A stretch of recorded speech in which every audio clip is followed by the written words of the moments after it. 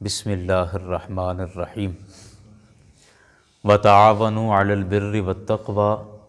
ولا تعاونوا علی الاثم والعدوان صدق اللہ العظیم ان اللہ وملائکتہ یصلون علی النبی یا ایہا الذین آمنوا صلوا علیہ وسلموا تسلیما۔ سب دوست مل کے پڑھ لیں الصلاۃ والسلام علیہ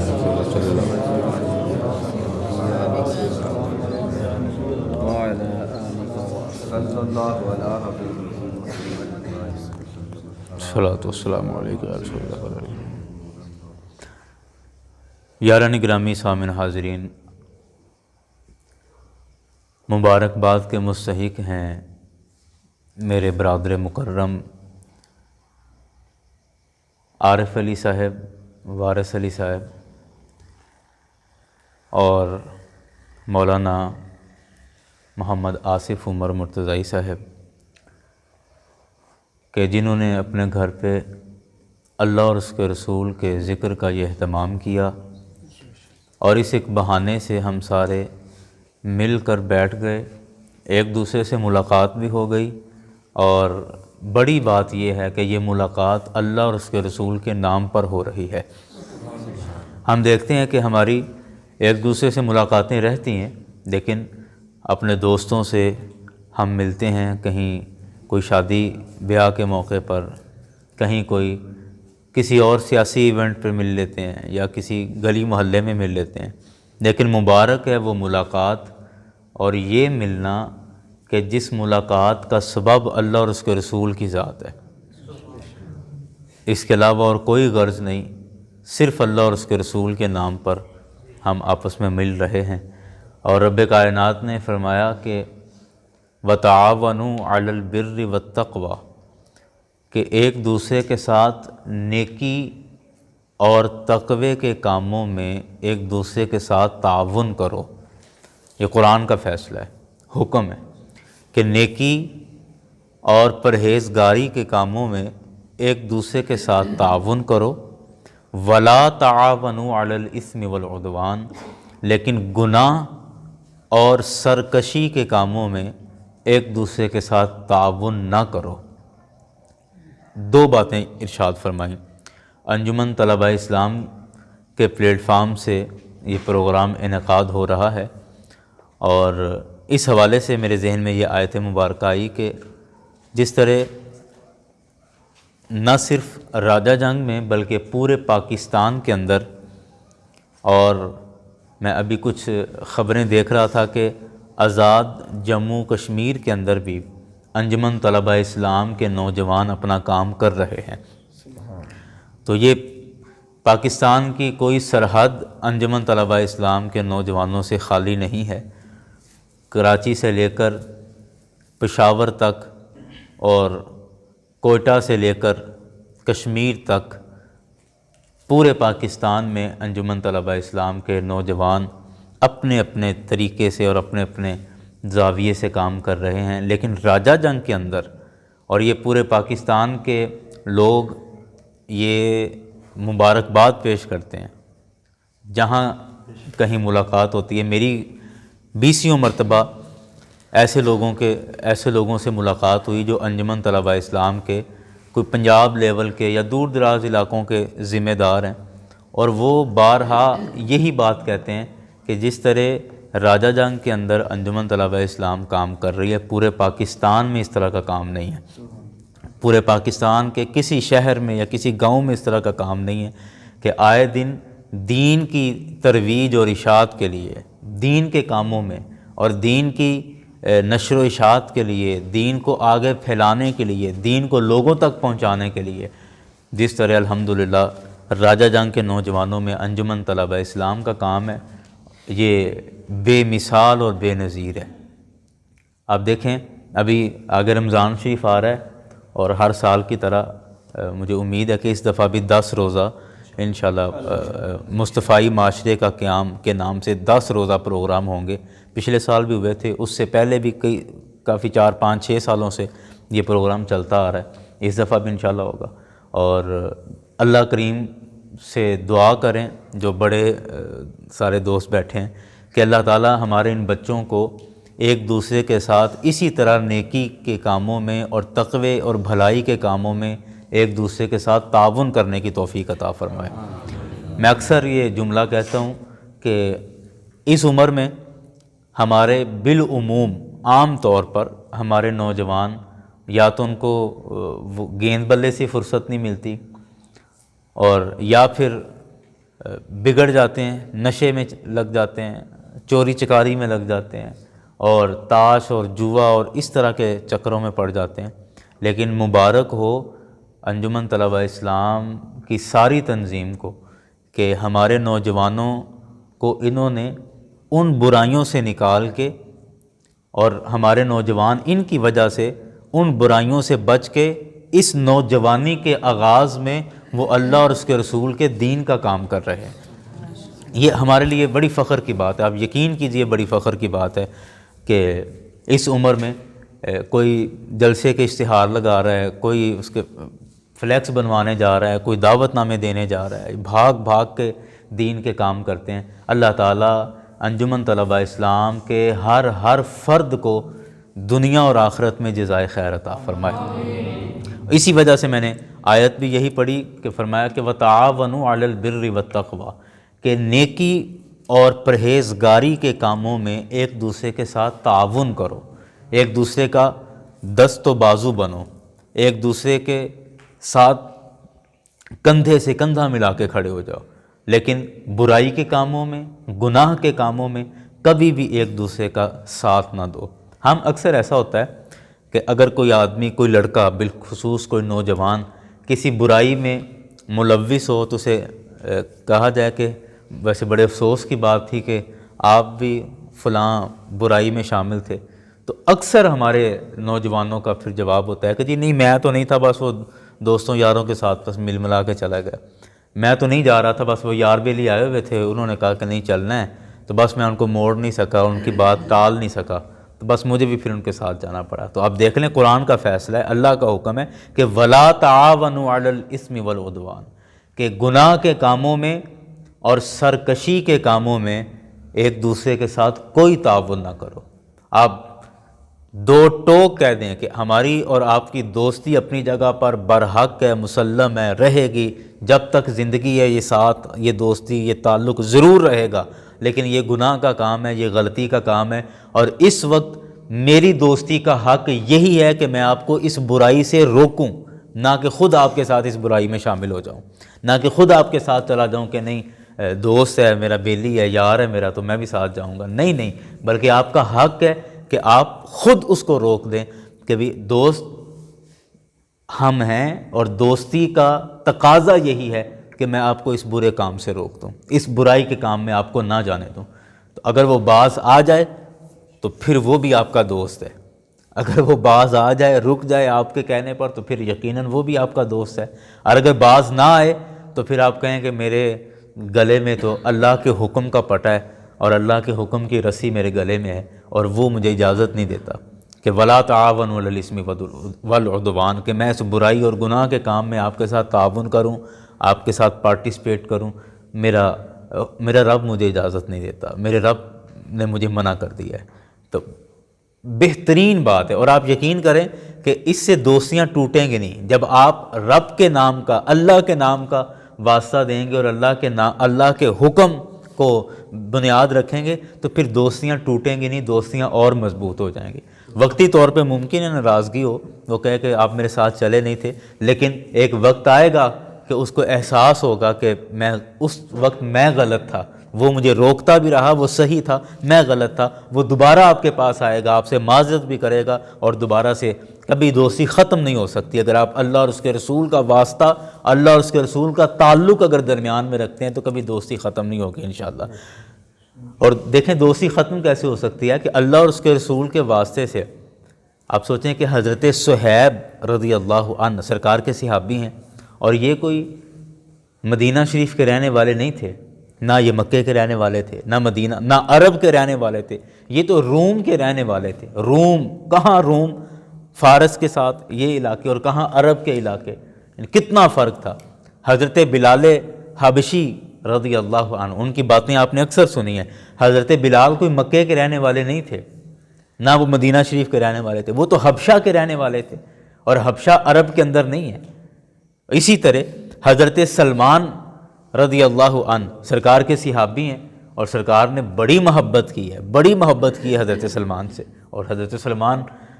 رضی اللہ عنہ نے بڑی محبت کی۔ لیکن آپ بھی نہ مکے کے رہنے والے، نہ مدینہ کے رہنے والے ہیں، کہاں کے رہنے والے ہیں؟ آپ فارس کے رہنے والے ہیں۔ حضرت سلمان فارسی رضی اللہ عنہ، حضرت صہیب رومی رضی اللہ عنہ، حضرت بلال حبشی رضی اللہ، کوئی حبشہ کا ہے، کوئی روم کا ہے، کوئی فارس کا ہے، اور جب مدینہ شریف میں آئے تو ایک دوسرے کے بھائی بن گئے اور ایک دوسرے پر جانیں قربان کرنے کے لیے تیار ہیں۔ وجہ کیا؟ کوئی رشتہ داری تھی؟ کوئی رشتہ داری نہیں تھی۔ وجہ کیا تھی؟ کوئی زمینیں اکٹھی تھیں، کوئی کاروبار اکٹھے تھے، کچھ اکٹھا نہیں تھا۔ ان کا علاقہ کہاں، یہ عرب کہاں، فارس کہاں، روم کہاں اور عرب کہاں، ادھر حبشہ کدھر اور عرب کدھر، لیکن وہ ایک دوسرے کے اس طرح بھائی بن گئے کہ ایک دوسرے پر جانیں قربان کرنے کے لیے تیار تھے۔ وجہ کیا تھی؟ کہ واسطہ اسم محمد کا تھا اور واسطہ اسم خدا کا تھا، اللہ اور اس کے رسول کے نام کا درمیان میں تعلق اور واسطہ تھا۔ تو پھر وہ دوستی ایسی ہوتی ہے کہ اس پر پھر جانیں قربان بھی کی جا سکتی ہیں، اور جانیں قربان کر کے بھی دکھ نہیں ہوتا، بندہ مطمئن ہوتا ہے کہ میں نے اگر جان قربان کی بھی ہے تو اللہ اور اس کے رسول کے نام پر کی ہے۔ تو اس لیے اپنی دوستیوں میں، اپنے تعلقات میں اللہ اور اس کے رسول کے نام کا واسطہ رکھیں، اپنی ایک دوسرے کے ساتھ دوستی تعلق، اس میں اللہ اور اس کے رسول کا واسطہ ضرور رکھیں۔ کوئی چوڑی تقریر کا پلان نہیں ہے، بس میں ایک دو گزارشیں تھی جو آپ کے گوش گزار کرنا چاہ رہا تھا۔ اور آج کی اس تربیتی نشست کا بنیادی موقف یہی ہے کہ ہم ایک دوسرے کے ساتھ دوستی رکھیں گے، ایک دوسرے کے ساتھ تعلق رکھیں گے، لیکن کسی ذاتی لالچ میں نہیں، کسی ذاتی فائدے کے لیے نہیں، صرف اللہ اور اس کے رسول کے لیے، صرف اللہ اور اس کے رسول کے لیے۔ اور یہ دوستی اللہ اور اس کے رسول کے نام پہ کر کے دیکھیں، آپ کو ذاتی دوستیوں سے زیادہ مزہ نہ آئے تو پھر کہنا۔ ہم دیکھتے نہیں ہیں کہ بھائی بھائی کے گریبان پکڑ لیتا ہے، لیکن کوئی اپنے پیر و مرشد کا کبھی گریبان پکڑنے کا سوچ بھی نہیں سکتا۔ اس کی وجہ کیا ہے؟ حالانکہ ادھر تو بھائی ہے، سگا بھائی ہے، ماں بھی ایک ہے، باپ بھی ایک ہے، اور ادھر پیر صاحب تو رشتہ دار بھی نہیں ہے، پیر صاحب کے ساتھ تو کوئی دنیاوی تعلق بھی نہیں ہے کہ کوئی کاروبار کا، لیکن کوئی سوچ بھی نہیں سکتا کہ میں پیر صاحب کا گریبان پکڑوں گا، اپنے پیر و مرشد کے گلے پہ ہاتھ ڈالوں۔ کر سکتا ہے کوئی؟ سوچ سکتا ہے؟ نہیں۔ وجہ کیا ہے؟ کہ وہ جو تعلق ہے نا، وہ اللہ اور اس کے رسول کے نام کا تعلق ہے۔ یہ فرق ہے۔ ادھر سگے بھائی کے ساتھ تعلق خونی رشتہ ہے، خونی رشتہ ہے، یہاں یہ معاملات ہو سکتے ہیں، ہو جاتے ہیں، لیکن وہاں نہیں ہوتا۔ کیوں؟ کیونکہ وہاں تعلق اللہ اور اس کے رسول کے نام کا ہے۔ تو آپ اللہ اور اس کے رسول کے نام پر ایک دوسرے سے تعلق بنائیں، ایک دوسرے سے دوستی کریں اور کر کے دیکھیں، آپ کو اپنی ذاتی دوستیوں سے زیادہ لطف آئے گا، زیادہ مزہ آئے گا، اور یہ دوستی پھر آپ کو گمراہی کی طرف نہیں لے کر جائے گی۔ اللہ اور اس کے رسول کے نام پر اگر دوستی ہے تو یہ گمراہی کی طرف نہیں لے کے جائے گی، بلکہ یہ ہدایت کی طرف لے کر جائے گی۔ آپ کو گناہوں کی طرف نہیں لے کے جائے گی، نیکیوں کی طرف لے کر جائے گی۔ آپ کو اندھیرے کی طرف نہیں لے کے جائے گی، روشنی کی طرف لے کر جائے گی، جب یہ ہماری دوستی اور ہمارا تعلق اللہ اور اس کے رسول کے نام پر ہوگا۔ میں آپ کو اس کی 20 مثالیں دے سکتا ہوں، خدا گواہ ہے، یقین کیجئے میرے دل کی باتیں، کہ میں ایسے اپنے دوستوں کو، اپنے عزیزوں کو جانتا ہوں کہ جنہوں نے میرے لیے اور میری خاطر بغیر کہے انہوں نے اپنا سب کچھ پیش کیا ہے، سب کچھ پیش کیا ہے۔ میں ایک پردہ ہے ان کا، نام نہیں لیتا، ورنہ آپ یقین کریں کہ اگر کبھی کسی طرح کی بھی ضرورت یا پیش آئی ہے، اور آج سے نہیں، پہلے دن سے لے کر، اور اس کا میں کبھی خود بھی سوچتا ہوں کہ اس قدر محبت کس وجہ سے ہے، اس قدر پیار کس وجہ سے ہے۔ اور یہ کہ کئی ایسے دوست ہیں کہ جن کے بارے میں مشہور ہے کہ یہ کسی کے کام نہیں آتا، اور ایسے دوستوں نے مجھے کبھی کوئی موقع بنا تو انہوں نے کہا کہ جی آپ جس طرح کہیں گے ہم حاضر ہیں، آپ جہاں کہیں گے ہم جانے کے لیے تیار ہیں، جس بندے کے پاس بھیجیں گے ہم جانے کے لیے تیار ہیں۔ کوئی سیاسی اختلافات بھی ایک موقع پر تھے تو انہوں نے کہا کہ جی آپ کہیں تو ہم چلے جائیں گے، اور ان کے پاس چلے جائیں گے۔ میں کئی دفعہ گھر آ کے یہ بات سوچتا ہوں کہ معاشرے کے اندر یہ تعلق، اور یہ کہ وہ اپنا دشمن کے پاس بھی جانے کے لیے تیار ہے میرے کہنے پر، وجہ کیا ہے؟ وجہ خدا کی قسم کوئی میری قابلیت نہیں ہے، میں خدا کی قسم کھا کے کہہ رہا ہوں کہ واقعتاً میری قابلیت نہیں ہے، میری ذہانت نہیں ہے، بالکل بھی نہیں ہے۔ صرف وجہ یہی ہے کہ میرا ان کے ساتھ یا میرا آپ کے ساتھ یا آپ کا ہمارے ساتھ تعلق صرف اور صرف اللہ اور اس کے رسول کی ذات کا تعلق ہے۔ یقین کیجئے یہ تعلق ہے، اور اس تعلق کی برکت ہے کہ ہم ایک دوسرے کے لیے ہر قربانی دینے کے لیے تیار ہیں۔ ایک دوسرے کے ساتھ محبت اس قدر اللہ نے اس میں محبت میں برکت رکھ دی ہے کہ ایک دوسرے کی غلطیاں بھی معاف کر دیتے ہیں اور ایک دوسرے کے لیے سب کچھ کرنے کے لیے تیار بھی ہو جاتے ہیں۔ وجہ صرف یہی ہے کہ ہمارا تعلق اللہ اور اس کے رسول کے نام کا ہے، صرف اللہ اور اس کے رسول کے نام کا ہے۔ کریم آقا صلی اللہ علیہ وسلم کی حدیث پاک ہے، میرے کریم آقا نے فرمایا من احب للہ وابغض للہ فقد استکمل الایمان، فرمایا کہ جس نے کسی سے محبت کی تو اللہ کے لیے، اس وجہ سے نہیں کہ مجھے پسند ہے، اس وجہ سے کہ یہ اللہ کو پسند ہے، اس وجہ سے مجھے اس سے محبت، اس کے کام اچھے ہیں، یہ اللہ کا فرما بردار ہے، اللہ کے رسول کا فرما بردار ہے، نیک آدمی ہے، میں اس وجہ سے محبت کر رہا ہوں، یا یہ اچھا آدمی ہے، اس کے اچھے کاموں کی وجہ سے اس سے محبت کرتا ہوں۔ من احب للہ، جس نے اللہ کے لیے کسی سے محبت کی، وابغض للہ، اور کسی سے نفرت بھی کی تو وہ بھی اللہ کے لیے۔ یہ بڑا مشکل کام ہے کہ نفرت کی تو اللہ کے لیے، اپنی ذات کے لیے نہیں۔ ایسا نہیں کہ اس نے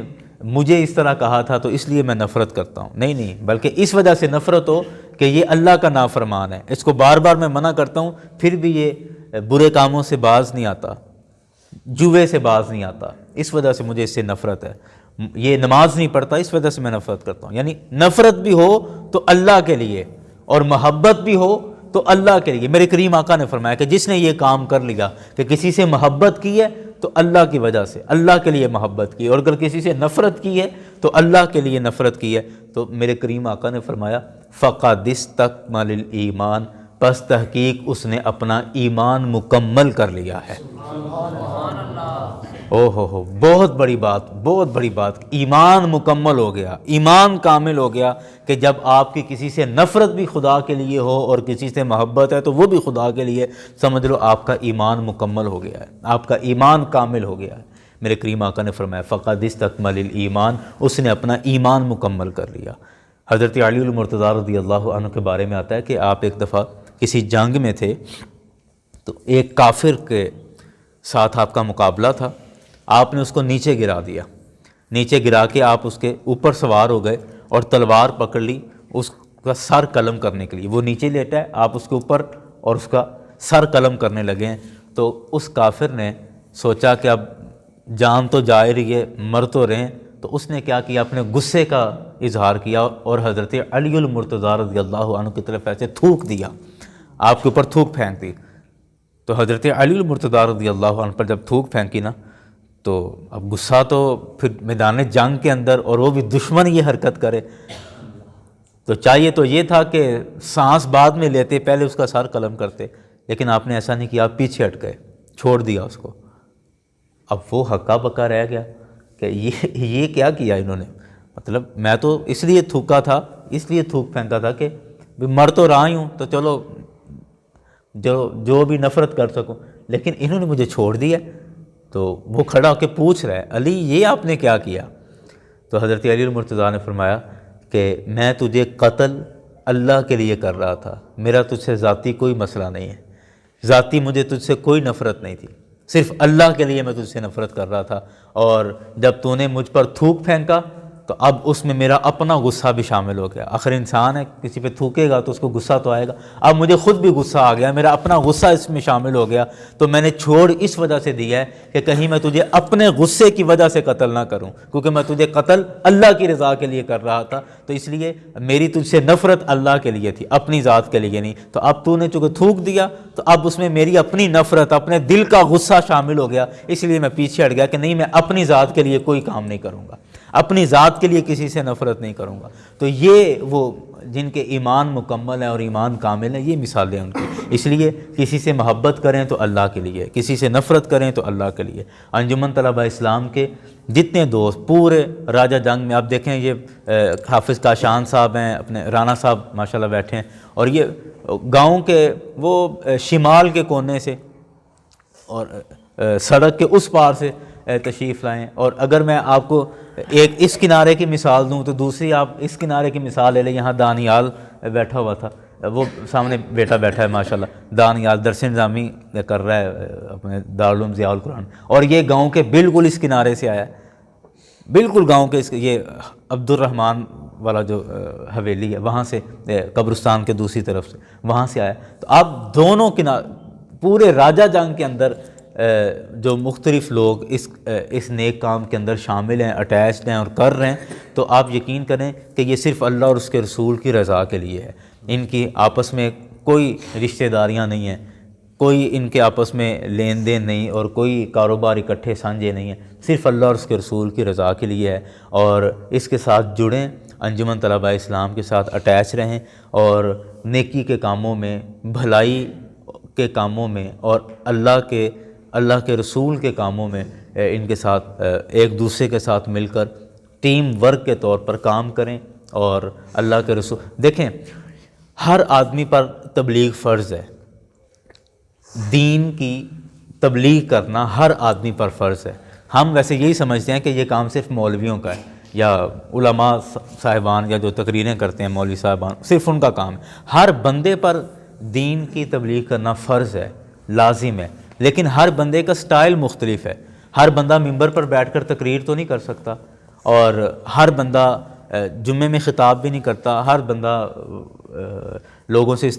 ہر بندے کا طریقہ کار مختلف. اگر ایک ڈاکٹر ہے تو اس ڈاکٹر کی تبلیغ یہ ہے کہ اس کے پاس جو مریض آتے ہیں ان مریضوں کو نماز کی تلقین کرے, ان مریضوں کو نیکی کی تلقین کرے, انہیں کہے کہ آپ نماز نہیں پڑھتے, اس وجہ سے یہ بیماریاں گھروں میں آتی ہیں, یہ نحوستیں اور بے برکتیاں اس وجہ سے آتی ہیں. یہ ڈاکٹر کی تبلیغ ہے. اگر ایک اسکول ٹیچر ہے تو اس کی تبلیغ یہ ہے کہ اس کے پاس جو بچے پڑھنے کے لیے آتے ہیں ان بچوں کی تربیت اچھی کرے, ان بچوں کو نماز کی تلقین کرے, حلال حرام میں فرق کرنے کی تلقین کرے. یہ ایک اسکول ٹیچر کی یہ تبلیغ ہے. اسی طرح اگر آپ ایک دفتر میں کام کرتے ہیں تو آپ کی تبلیغ یہ ہے کہ آپ نماز کا وقت ہو تو اپنے دفتر کے لوگوں کو کہیں کہ چلیں ہم پیسے ملا کے یہاں ایک صف لے آتے ہیں, مسجد دور ہے بالفرض, اگر مسجد نہیں ہے تو مسجد دور ہے, ہم پیسے ملا کے ایک صف لے آتے ہیں, جب نماز کا وقت ہو تو میں جماعت کرایا کروں گا, یہاں ہم نماز پڑھ لیا کریں گے. اس دفتر میں کوئی مولوی صاحب جا کر تبلیغ نہیں کر سکتا, اس میں آپ تبلیغ کر سکتے ہیں. جو وہاں کسی مارکیٹ میں ایک علامہ صاحب جا کے تبلیغ نہیں کر سکتے, ایک ڈاکٹر صاحب کسی مارکیٹ میں جا کے تبلیغ نہیں کریں گے, ایک اسکول ٹیچر وہ کسی آفس میں جا کے تبلیغ نہیں کرے گا. ہر بندے کو چاہیے کہ اپنے دائیں بائیں کے لوگوں میں دین کا ماحول بنائے, ان کو دین کی تبلیغ کرے, نصیحت کرتا رہے. جو بات آپ علماء سے سنیں وہ اپنے گھر میں بہنوں کے ساتھ, بیٹیوں کے ساتھ, گھر کی خواتین کے ساتھ, اپنے بچوں کے ساتھ ان باتوں کو شیئر کریں. اور اپنے دائیں بائیں, آپ کھیتوں میں کام کر رہے ہیں, وہاں جو آپ کے ساتھ لوگ کام کر رہے ہیں, آپ ان میں دین کی بات کریں. میں اکثر مثال دیتا ہوں, اللہ تعالیٰ غریق رحمت فرمائے, ہمارے محلے میں وہ تھے ملک مختار صاحب کے بیٹے, مجھے ان کا نام میرے یاد نہیں, فوت ہو گئے, یہ لقمان عدنان کے والد, افضل نام تھا, ملک افضل. ہم بہت چھوٹے تھے, ادھر گلی محلے میں کھیلتے تھے, تو وہ ان کی میں نے اکثر عادت دیکھی تھی کہ یہ ہمارے چوک میں جو چائے کے 2-3 ہوٹل تھے سامنے, اب وہاں پہ ٹی وی پہ فلمیں وغیرہ چلتی تھیں یا ریسلنگ یا میچ وغیرہ وہاں لگتے تھے, تو ہم بھی بچے تھے وہاں چلے جاتے تھے. اب وہ افضل صاحب جو ہیں اللہ فوت ہو گئے ہیں, دیکھیں وہ نیک کام کرتے, تو آج بھی اتنے سالوں بعد میں ان کو کئی دفعہ یاد کرتا ہوں, اور کئی دوستوں میں ان کی مثال دیتا ہوں کہ وہ ریسلنگ لگی ہوئی ہے یا میچ لگا ہوا ہے, تو وہ میچ دیکھ رہے ہیں, سارے بیٹھے ہوئے, ہم چھوٹے بچے تھے, ہم بھی ادھر گھسے ہوئے ہیں, اور باقی بھی ان کے سارے گاہک وغیرہ بیٹھے. تو اب ہوا کیا, مدینہ مسجد میں اذان ہوئی. اب وہ سب کو افضل صاحب کہتے تھے, یار ویکھو میں تہاڈے نال رل کے میچ ویکھیا نا, ہن تسی میرے نال رل کے نماز پڑھن چلو. مطلب یہ اب اس چائے کے کھوکھے پر کوئی علامہ صاحب جا کے خطاب تو نہیں کریں گے نا, نہ وہاں موقع ہے نہ وہاں ماحول ہے. اب وہاں جو وہاں بیٹھا ہوا ہے اسے چاہیے کہ اپنے دائیں بائیں اس طرح لوگوں کے اندر دین کی بات کرتے رہا کرے, دین کی تبلیغ کرتے رہا کرے, سرکار کی باتیں پہنچاتے رہا کرے. وہ کہتا ہے اذان کے لیے ظاہر بات آواز تو بند کرتے تھے ٹی وی کی, تو جب آواز بند ہوتی, اذان ہو چکی ہوتی, تو وہ کہتے چلو یار میں تہاڈے نال رل کے میچ ویکھیا یا ریسلنگ تہاڈے نال رل کے ویکھی نا, تو چلو ہن تسی میرے نال رل کے نماز پڑھن چلو. اب سارے نہیں اٹھتے تھے, لیکن چلو 1 2 2 3 اس کے ساتھ چلے بھی جاتے تھے، جو نہیں بھی جاتے تھے تو کم از کم دل میں احساس تو ہوتا تھا کہ اس بندے نے میں نماز کا کہا ہے، اور ہم یہاں اگرچہ ڈھیٹ بن کے بیٹھے ہوئے ہیں لیکن نماز ہمیں پڑھنی چاہیے، دل میں احساس کا آ جانا ہی بڑی بات ہوتی ہے۔ تو اس لیے ہمیں ہر بندے کو چاہیے، یہ انتظار نہ کریں کہ میں کوئی مولوی صاحب ہوں جو میں کسی کو دین کی تبلیغ کروں گا، ہر بندے کو چاہیے کہ ایک دوسرے کو نیکی کی دعوت دیتے رہے۔ میں بات کو ختم کر رہا ہوں کہ پھر قرآن پاک کی اسی آیت پر کہ وَتَعَاوَنُوا عَلَى الْبِرِّ وَالتَّقْوَىٰ، کہ نیکی کے کاموں میں اور پرہیزگاری کے کاموں میں ایک دوسرے کے ساتھ تعاون کرو، وَلَا تَعَاوَنُوا عَلَى الْإِثْمِ وَالْعُدْوَانِ، گناہ کے کام میں اور سرکشی کے کام میں ایک دوسرے کے ساتھ کوئی تعاون نہ کرو، نیکی اور پرہیزگاری کے کاموں میں ایک دوسرے کے ساتھ تعاون کرو۔ اللہ کریم کی بارگاہ میں دعا ہے کہ اس مختصر سی محفل کو اپنی پاک بارگاہ میں قبول فرمائے، اور جو باتیں ہم کر سکے ہیں کہہ سکے ہیں، اللہ کریم ان سب پر عمل کرنا ہم سب کے لیے آسان فرمائے۔